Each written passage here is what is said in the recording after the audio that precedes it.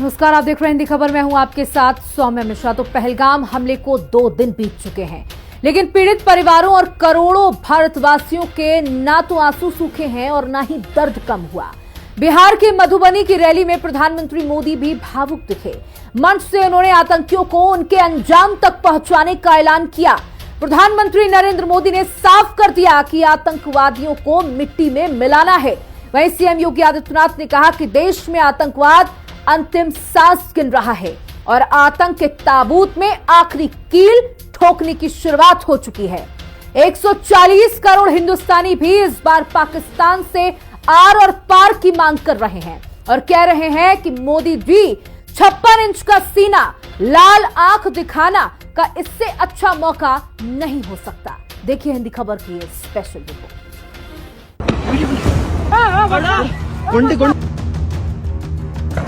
तू भी करता है यार, ये देखना।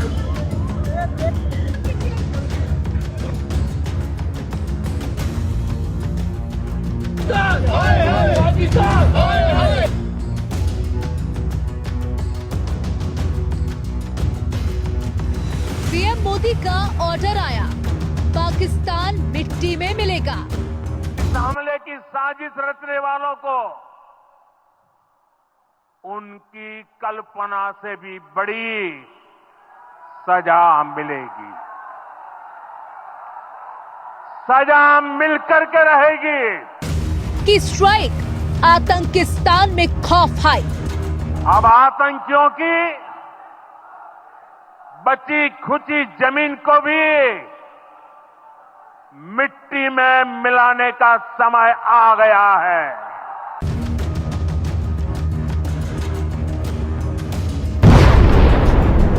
आंसू पोंछे, गले लगाया, योगी ने दिया सर्जिकल स्ट्राइक का इशारा। मृतक के घर से योगी ने कहा, एक एक आतंकी को मिट्टी में मिला देंगे। कि आतंकवाद अब अपनी अंतिम श्वास ले रहा है, इसके ताबूत पर अंतिम कील ठोकने की शुरुआत हो चुकी है।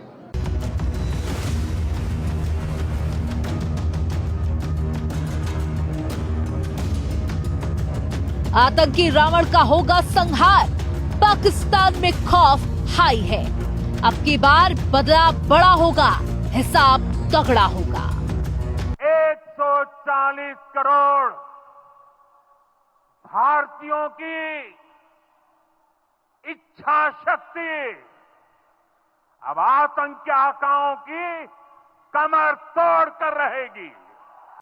जम्मू कश्मीर के पहलगाम में 22 अप्रैल को हुए आतंकवादी हमले के बाद से एक एक हिंदुस्तानी बदले की आग में जल रहा है। हर कोई आतंकिस्तान की ताबूत में आखिरी कील ठोकने की मांग कर रहा है। मोदी सरकार भी इस बार पाकिस्तान को किसी भी कीमत पर बख्शने के मूड में नहीं दिखाई दे रही।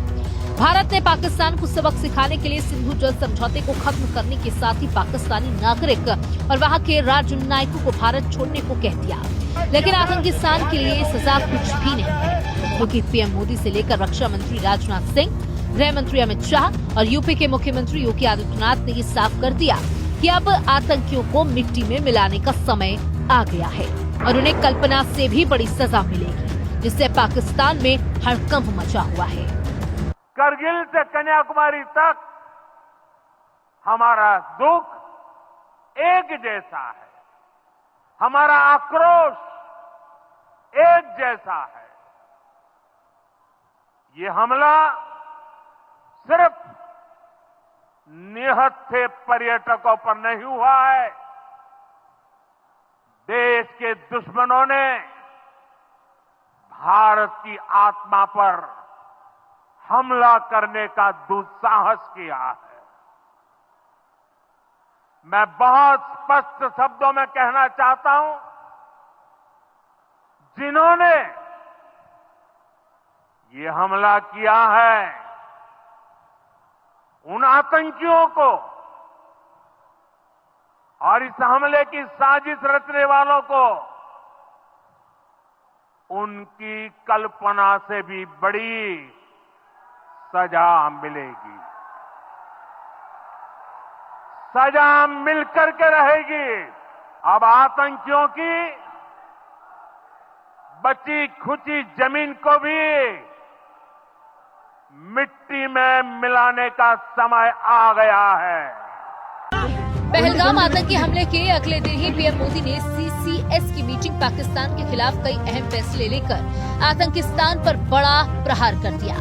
और जब वो बिहार के मधुबनी में रैली करने पहुंचे तो वहां उन्होंने रैली में आए लोगों से 2 मिनट का मौन रखकर पहलगाम हमले के मृतकों को श्रद्धांजलि दी। फिर पाकिस्तान को चेतावनी देते हुए कहा कि आतंक की बची हुई जमीन भी मिट्टी में मिला दी जाएगी, जिससे पाकिस्तान के प्रधानमंत्री शहबाज शरीफ और आर्मी चीफ मुनीर के पैर कांप रहे हैं। उन्हें हर वक्त इस बात का डर सता रहा है कि कहीं पाकिस्तान में मौजूद टेरर कैंप के साथ ही उनके ऊपर भी तो भारत बम नहीं गिरा देगा। पाकिस्तान का ये डर लाजमी भी है, क्योंकि किसी भी वक्त हिंद के वीर जवान आतंकिस्तान में घुसकर पाकिस्तान के पाले के एक दहशतगर्द को मिट्टी में मिला देंगे। और यह हमला 2016 की सर्जिकल स्ट्राइक और 2019 की एयर स्ट्राइक से भी बड़ा होगा। भारत की जवाबी कार्रवाई के डर से पाकिस्तान में हर तरफ खौफ का आलम है। पाकिस्तानी वायुसेना हाई अलर्ट पर है और 18 फाइटर जेट कराची एयरबेस से भारत से लगी सीमा की ओर एयरफोर्स स्टेशनों पर भेजे गए। वहीं अरब सागर में नो फ्लाई जोन घोषित कर दिया गया। लेकिन पाकिस्तान चाहे या बचने की कितनी भी कोशिश कर ले, हिंदुस्तान के बदले की आग में उसका जलकर राख होना तय है। उत्तर प्रदेश के मुख्यमंत्री योगी आदित्यनाथ ने भी कहा कि आतंक के ताबूत पर अब अंतिम कील ठोकने की शुरुआत हो चुकी है। 22 अप्रैल को पहलगाम कश्मीर के अंदर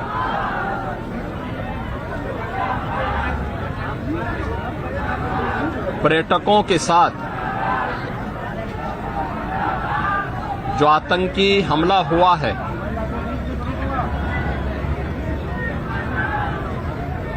कानपुर का एक परिवार आतंकी हमला का शिकार यहां का एक नौजवान हुआ।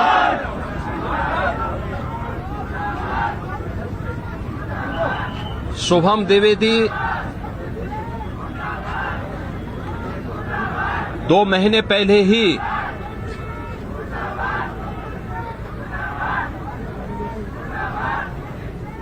जिसकी शादी संपन्न हुई थी। पहलगाम में दहशतगर्दों ने जिन 28 टूरिस्टों की जान ली है, उनमें कानपुर के कारोबारी शुभम द्विवेदी भी शामिल थे। शुभम का राजकीय सम्मान के साथ कानपुर में अंतिम संस्कार किया गया।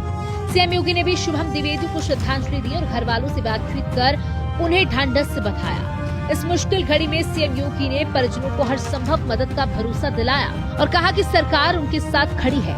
इस दौरान शुभम की पत्नी ने मुख्यमंत्री से कहा कि आतंकियों ने मेरे सामने ही मेरे पति को गोली मारी। योगी जी, हमें कड़ा बदला लेना चाहिए, आप इसका बदला लो, ये कहते हुए वे रोने लगे। उसने उसको गोली मार दी यहाँ पे। उसने बोला कि ये शायद मुस्लिम नहीं है, उसने उसको। मैडम, ये जो भीड़ सब है, प्रेशर, आप टेंशन, ठीक है हम बचा देंगे, आप tension. Please ask for help, we don't need. Okay, don't worry.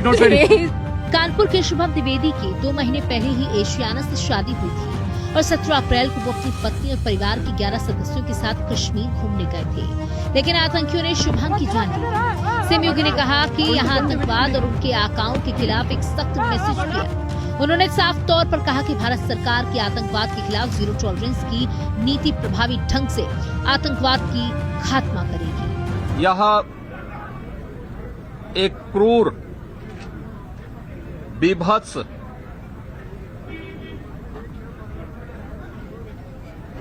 कायराना कृत्य है। न केवल देश ने बल्कि दुनिया के हर सभ्य समाज ने इस घटना की निंदा की है। ये घटना बताती है कि आतंकवाद अब अपनी अंतिम श्वास ले रहा है। निर्दोष पर्यटकों पर हमला जाति और धर्म पूछ करके बहन बेटियों के सामने उनके सिंदूर को उजाड़ा जाए, यह कोई सभ्य समाज स्वीकार नहीं कर सकता। भारत सरकार की आतंकवाद और उग्रवाद के प्रति जीरो टॉलरेंस की जो नीति रही है,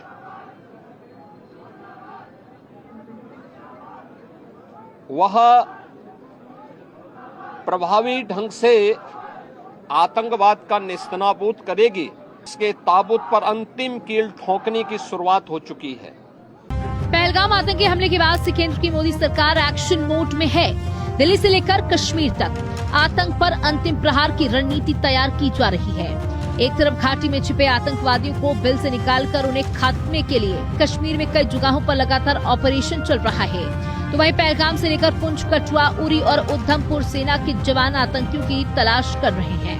साथ ही पाकिस्तान के टेरर कैंप में मौजूद आतंकियों को भी जहन्नुम पहुंचाने की तैयारी चल रही है, जिसके संकेत रक्षा मंत्री राजनाथ सिंह ने भी बुधवार को दिए। टेररिज्म के खिलाफ हमारी जीरो टॉलरेंस की पॉलिसी है। भारत का एक एक नागरिक इस कायरतापूर्ण हरकत के खिलाफ एकजुट है। मैं इस मंच से देशवासियों को आश्वस्त करता हूं, घटना के मद्देनजर भारत सरकार वो हर कदम उठाएगी जो जरूरी और उपयुक्त होगा।